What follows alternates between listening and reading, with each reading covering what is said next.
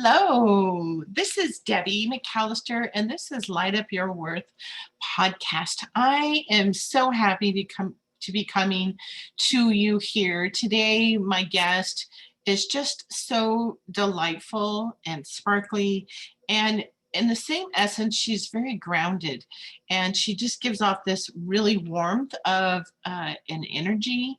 And I'm so happy to have her on my show. So I am bringing you Becky Cramer, and Becky and I met through an online coaching program, and I was really intrigued with her work that she does. And so I reached out to her, and we had a session. And I got to tell you, it was pretty mind-blowing, the stuff that she was able to do in our session. And so I'm going to let her explain more about what she does. So, Becky, welcome. Hello. Welcome. Hi. Thank you for having me. Yeah, Thank you. I am so excited.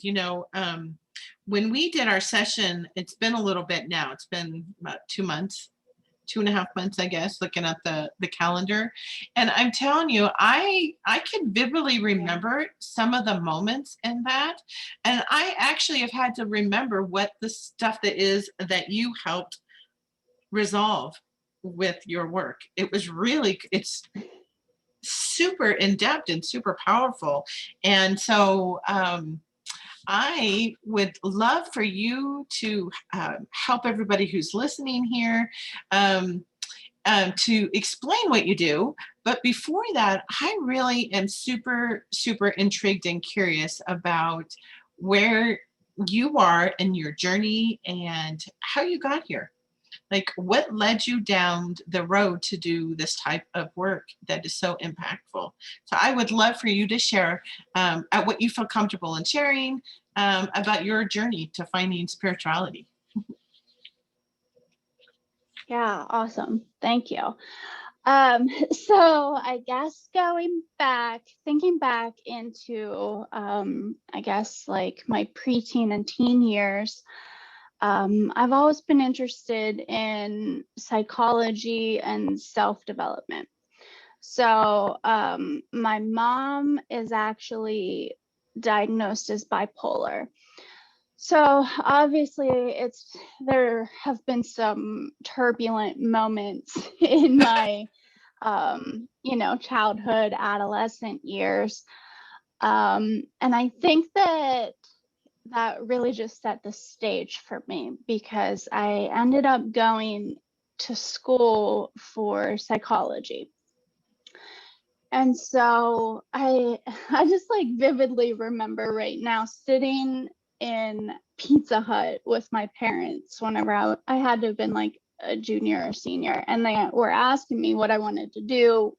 I said psychology, and they were like, well, why? What about it? Like, what are you going to go into? And I like, this just came to me that I'm like, I remember saying like, I'm just fascinated by how the brain works, and like actually what we don't know about the brain and how it can help us and what we can tap into, that we're not using.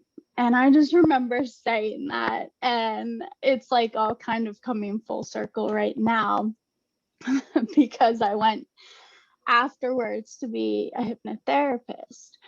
But so I went to school for psychology. I came out with a bachelor's of science. I went to the University of Pittsburgh, came out with a bachelor of science. And the only thing in my area was social work. So I did that for a couple years, and I got burnt out. Thought about going back for a master's, but it just didn't resonate with me. So I ended up getting into a completely different field. So fast forward a couple years, and I have a daughter.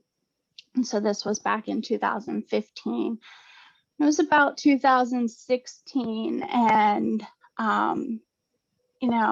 looking back now, I can see that it was, some undiagnosed postpartum depression that I was going through. So I just remember being like, I I have a great husband. I have a good job. We have a house. I have a beautiful baby. Like everything on paper looks great. But why am I so miserable? And so, you know, like I do what a lot of people do nowadays. You go on YouTube, you start searching. And so, you know, I'm looking for, you know, anything that can help. And I stumble upon like meditations, and I try meditations. And then I find this lady, her name's Grace Smith, and she's doing hypnosis. And I was just fascinated, obviously, because of my, you know, background with the psychology, my interest in self-development. And I was just like, yes, this is like awesome. And I started listening to the recordings. And, you know, it's funny because it did not even hit me. I was in a research study for bipolar, like a family study to see how bipolar passes down through generations. Oh, how fascinating. So this researcher sitting down, and she's asking, you know, the typical depression study with me. And, you know, I'm going through all this and I'm like, yeah, I had that. And, you know, having a psychology background, I knew then that I was like, yeah, I was totally depressed. And they were like, but you're not feeling that anymore? And I was like, no. And they were like, well, did you go for counseling or what did you do? And it was like in that moment that I was like, it was the hypnosis. I was like, I did nothing else. It was the hypnosis. And it was just like a light bulb moment for me. And I was like, this works. And so, I mean, after that, you know, it took me a while to get the courage to kind of come out of the closet with it, because it's strange to a lot of people. And, you know, this Grace Smith, she had a school and they were like running this discount. And I finally talked to my husband and I was like, I really want to do this. Like, and I have absolutely no hobbies at this point because, you know, I'm working 40 hours. I have a young daughter. And at that point, then I had a son too. And I was like, I have no hobbies. Like, you know, worst case scenario, this is a hobby for me. Best case scenario, I make a career out of it and we can really do well. And he said to me, why can't you just do something normal like yoga? And I was like, but this is the new yoga. I was like, yoga was weird 15 to 20 years ago. And he's like, no, it wasn't. And I'm like, yes, it was. Like, people thought it was weird. And so I was like, I really think that this is on the cutting edge. Like, this is gonna be big. People need to know what hypnosis is. We need to demystify it, because it's so powerful and so helpful for people. Oh, wow. I had so many things that were popping in my mind when you were talking. I was like, you know, the whole demystification of it all, because I'm sure when people hear, oh, that's what she does, right? Like hypnosis, what? Like, isn't that where somebody's up on a stage and then they're flopped over in the chair, and it's the power of being able to go out there and go search YouTube for something of what you're looking for and what resonates with all the different things that you watched, and how you just kept coming back, and how it connects into your psychology background. Oh. So yeah, how, for those who are listening, Becky, let's touch on your courage. I want to thank you for taking the courage to go down that path. it takes a lot to do something that Thank you. those around you are like, well, that's a little weird. Or why can't you do Right. something normal, right? Like, but and being able to acknowledge, even with your background, that you had postpartum depression, right? And then to seek help, and then Right. to even acknowledge it to yourself, oh, why does everything on paper look fine, and why am I so miserable? That takes a lot of courage, Becky. Right. And Thank you. I just Yeah. want to really, really have you feel like the amount of courage for so many people who just don't know what to do. So somebody's going to listen who has postpartum depression, and they're going to listen because, Becky, because you were brave enough to have that courage to come out and be on this podcast. So you need to hold that in your heart and know that whoever that person is, send love to Becky, and send love to this. Is it Grace? Grace Smith that you were talking about, with Grace Smith. Yeah. who you found. So let's demystify what it is. So what is Yeah. So there's, hypnosis? yeah. So Grace Smith, my teacher, I think she really just has the most succinct definition of hypnosis. She calls it meditation with a goal. So it is very similar in the feelings that you'll have in your body to meditation. But what we do is we give suggestions, kind of like, we actually call them hypno affirmations. So everybody's familiar with the affirmations. I think Louise Hay was the one who made them popular. So what it is affirmations whenever you're in the hypnotic state. And so it's going straight to your subconscious mind. So our brains have a conscious mind and a subconscious mind. So it's kind of like picturing an iceberg. So that little piece above the water, that's your conscious mind. And then your subconscious mind is that large section that you can't see underneath the water. So your conscious mind, it's like 10% of what's actually happening. And that has the logical, analytical, linear thinking, your willpower. So it's really like the critical factor of your mind. The subconscious mind holds the beliefs, emotions, habits, automatic body functions, all your memories. So the subconscious mind really gets a bad rap. I mean, everybody's like, oh, your subconscious mind. Like, people will be like, oh, that's scary. I don't want to go there. But if it weren't for our subconscious mind, we would have to wake up every morning and teach ourselves how to walk again. We'd have to teach ourselves how to talk, how to eat. We really need our subconscious mind. It helps us. It's just what we need to do is dehypnotize ourselves from all of those negative programmings that we've gathered up over time. I love that explanation. I really love how that is. So our subconscious mind is where we hold all of our memories. Mm-hmm. So how does the subconscious mind link to then something that's happened, that wasn't positive? How does that link into the work that you're doing with? How does it all kind of come together to impact to help it heal, and so that you can break a pattern? Right.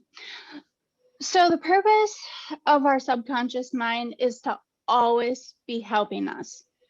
It always thinks that it's helping us. So like I said, my teacher, Grace Smith, she went to her first session. She always tells this story about her first session of hypnotherapy.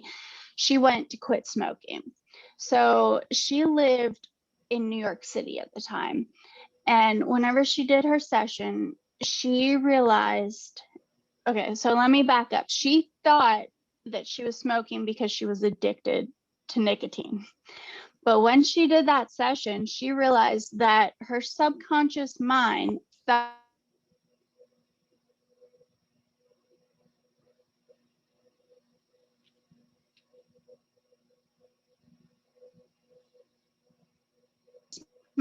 was trying to protect her, even though it wasn't really protecting her, because smoking is not, it's not healthy. We know that. But her subconscious mind was trying to help her. So most of the time, these beliefs that we have in our subconscious mind, there's good intentions behind them. And at one point, they may have been helpful for us.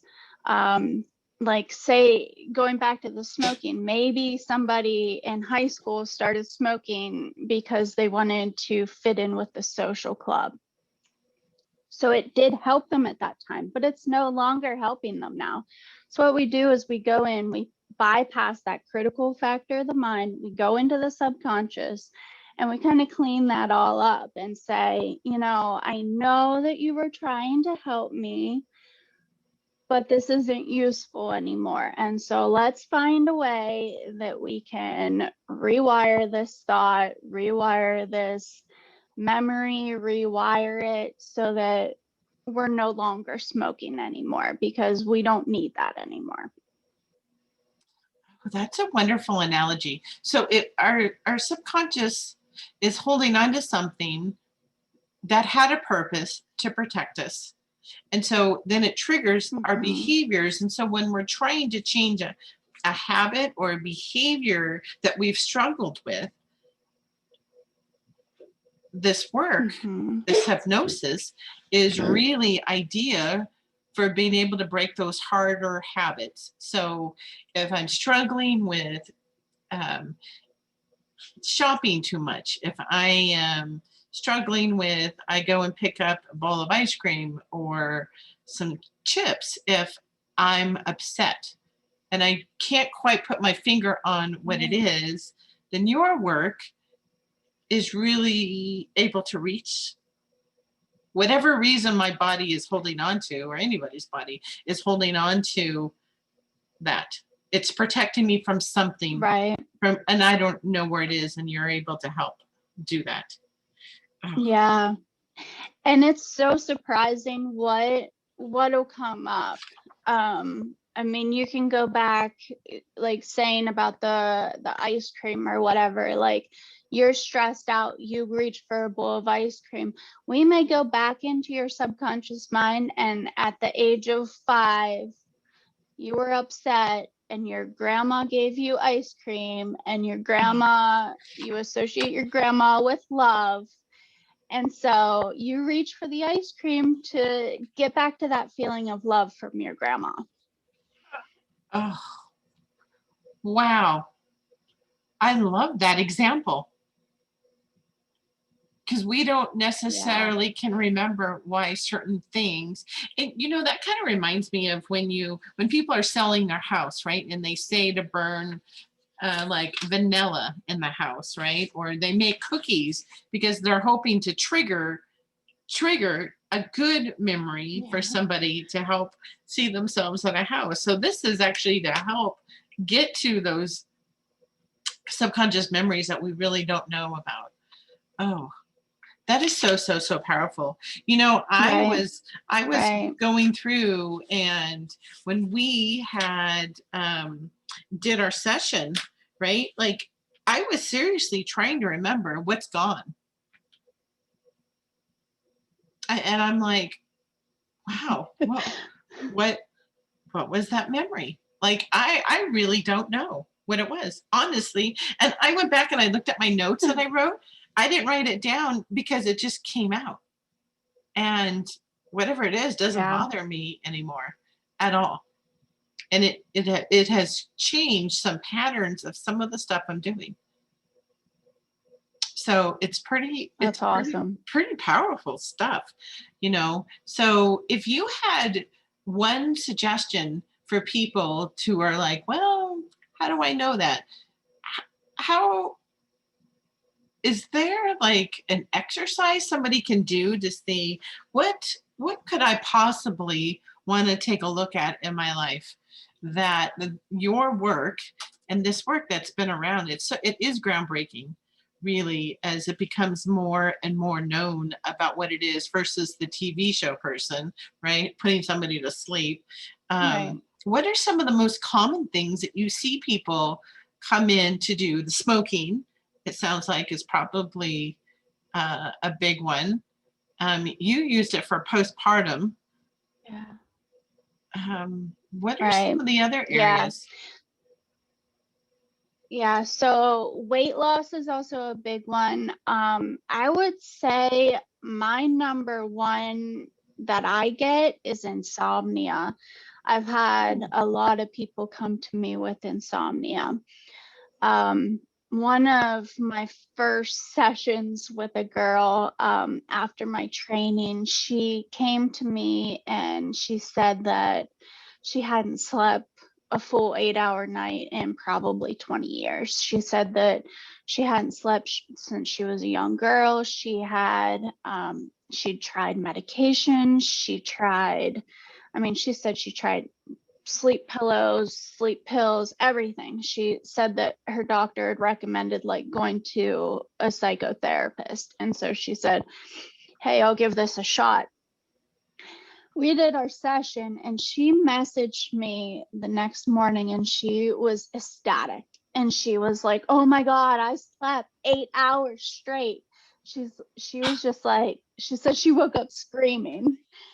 And the amazing thing is that I messaged her like almost a year later and she said that she was still sleeping great.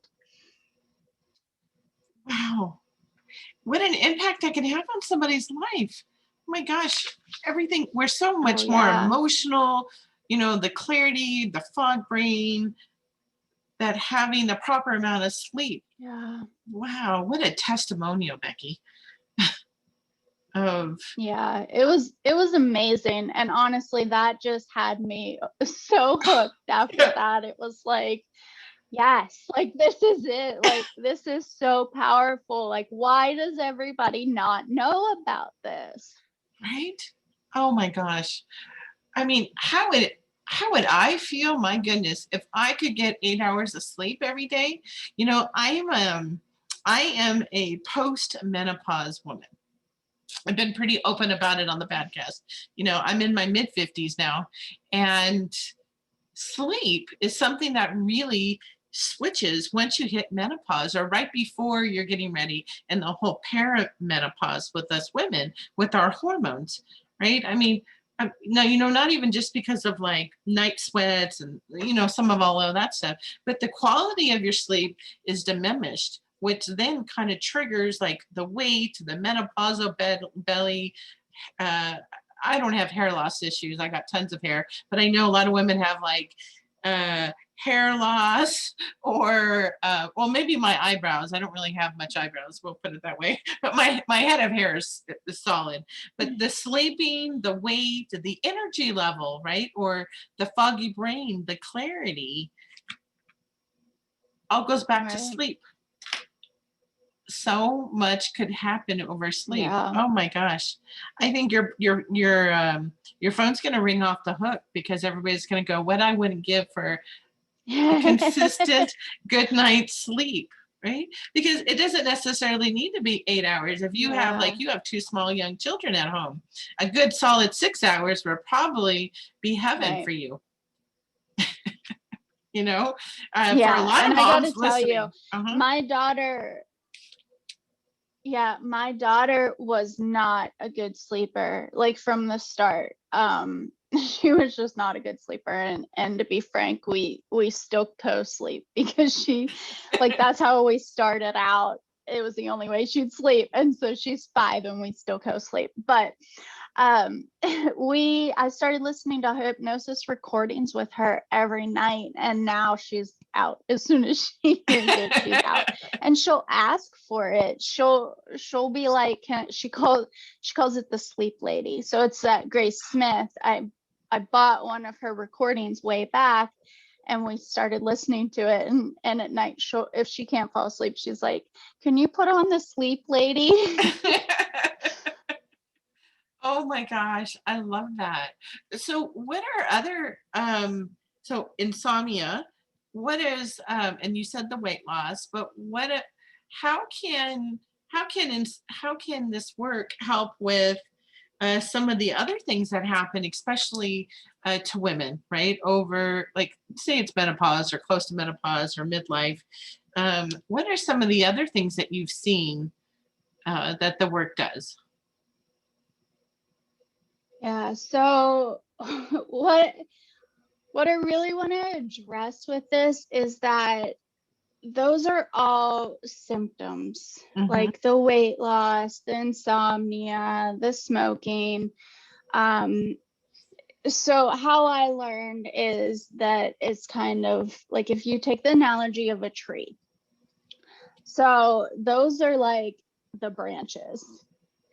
And then there's the roots and the trunk. So the trunk's going to be stress, and the branches are your symptoms. So the weight loss, the smoking, all that, nail biting, all that kind of thing. The roots are always going to be self-love and self-worth. Now, people aren't going to come to me directly normally. Now, maybe your group, since they're into spirituality, they'll realize this. But most people are going to come to me for those branches, the physical manifestations of those. But Hmm. the roots are always self-worth and self-love. The trunk is stress. And the trunk issue always makes the branch issues worse, but it always stems from that self-love and self-worth. Oh, I that's a beautiful analogy. I can just picture that with and I agree that some people won't say, like, I think everything's self-worth and self-love myself. Everything that I do, everybody Right. that I work with, it all always ends up triggering, behaviors that are based around self valuing ourselves, our own true self-worth, not what's on the physical stuff Right. on the outside. Like, oh, you look so confident. Well, but you don't. It's, Right.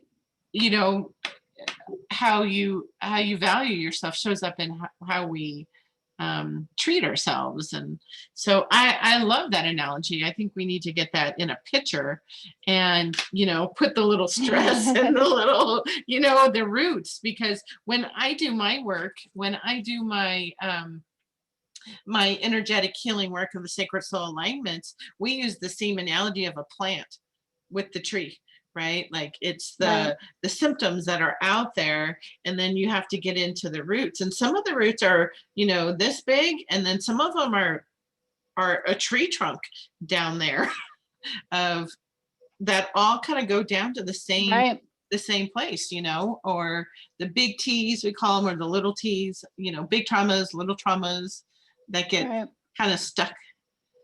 Oh, that is just so beautiful. So what now, Becky, what type of um, offerings do you have for people if they're interested in, reaching out, for to work with you? What are Yeah. you doing So right now? I offer package sessions. So you can try one session out if you want. And the first session is always 90 minutes because I teach self-hypnosis to you in that session. Because it's kind of like going to a physical trainer. Like, yeah, you'll get good results with the physical trainer, but you're gonna get better results if you do what they teach you on your own. So I always teach self-hypnosis in the first session. So it's always longer. It's 90 minutes. And the subsequent sessions can be 60 minutes. I do offer packages. And then on top of that, and this could be a whole other podcast, but I do offer, I offer past life regression and life between life regressions. So that's, going up into the spirit world, meeting your spirit guides, maybe coming across any deceased loved ones, viewing past or current lives, meeting your soul group. So that's really cool. And I do offer that as well. Oh, that is so fascinating, right? The whole past life regression. So my question about that is, so the work I do works with generational healing, with the belief that I subscribe to is that I can carry traumas from like that my grandmother, my mother experienced, my great grandmother, all the way back, right? And I can carry it just like I carry my hair color or my eye color or the my skin color. And so I subscribe to that DNA being passed on, and the work I do works with that, right? So how does that fit in with the past life regressions? That's your own past lives. So help me and actually help people explain, like, what is that? What is the past life regression? What does that entail? Yeah, so what we do is we go back to visit your past lives. And so we actually go through memories in your childhood.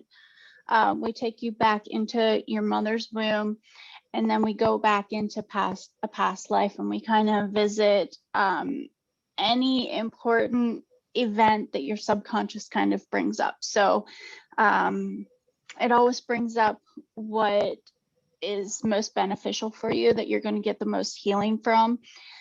And you always become aware of why that event was important, why your subconscious mind's bringing you back to that. And then we can kind of use those tools that I also use in my regular hypnosis sessions to kind of clear anything up. So I do some, inner child work, or we can do, any reprogramming in that.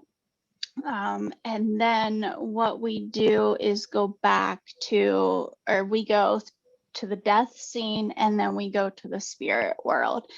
And the spirit world is really where you get like all this great insight. Like there's like a rejuvenation place that you can go to.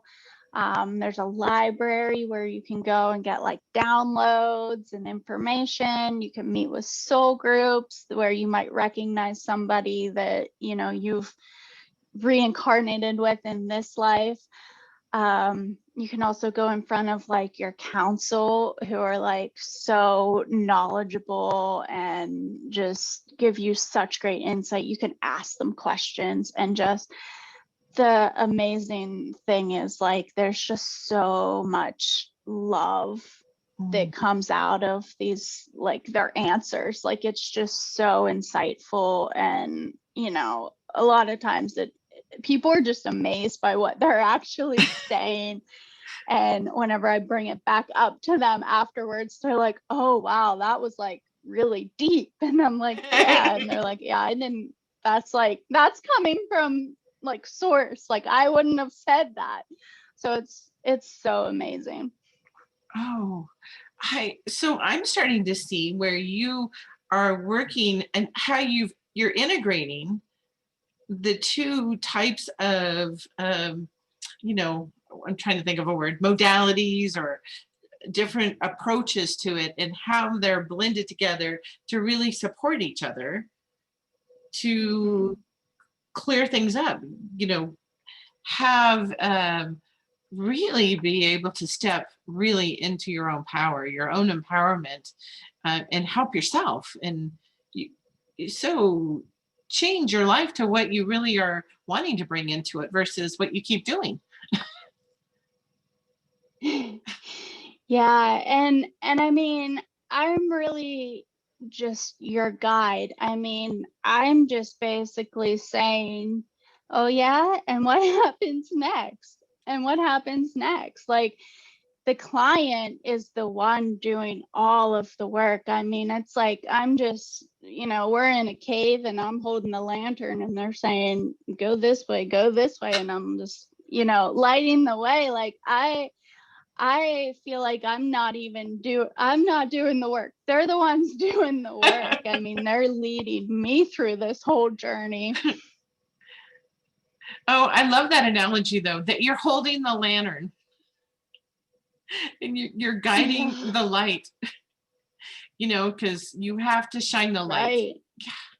That's so, Mhm. I love that analogy. You have all these really catchy little ways of being able to explain things so that we can, as a listener, you can really get that visual, right? A visual of how powerful of what you're doing and how you're helping people through, to really be this, better version, their best version of themselves that they can be. And that's Right. that's just, Yeah. I think we all want, and all seek at so many different parts of our lives, different seasons of our lives, that fulfillment. And sometimes we get in our own way of being able to do that. And it sounds like, Right. your work really can help people shine that light to get there. So if people are interested in reaching you, Becky, how can they reach you? Are you on social media? So yeah, I'm most active on Instagram right now. I do have a Facebook, but it's really just kind of what I do on Instagram being copied over to Facebook. If you want to interact with me, I check out my Instagram. It's 360 Fresh Hypnosis. And I'm currently working on my website. So hopefully by the time this airs, maybe that'll be up, and that's www.360hypnosis.com. Well, we'll send out the vibes that it's out there by the time we publish this. But they can easily find you. I really enjoy your Instagram page. It's I was there earlier today, actually, when I was off, doing something on there, and then something that you had posted came through my feed. So it was, I didn't go search for it knowing that we were going to be talking. It just really had come up on my feed. So it was really nice that we're connected on there. So thank you so much, Becky. This is so delightful. I just continue to learn more and more about hypnosis and past life regressions, and I highly recommend people reach out to Becky. Becky and I did a session, as I had mentioned earlier, and it was so powerful. It felt like a meditation, and I felt awake, but yet I wasn't completely, wake. Like, I'm not going to go running down the street and do something crazy because you're telling me to do it, right? Like the TV things on the stage. But so I could easily see you. And I had so many things come up with me that had to do with, not doing something, or questioning my own capacity to be able to do something, even though I've had lots of success. And it was super powerful, the memories of when they were placed there. And then it just kept getting even deeper, of something further back, of how that has made such a lasting impact on this life. So thank you again, Becky, for joining me. And I can't wait for everybody to hear and listen. And so thank you.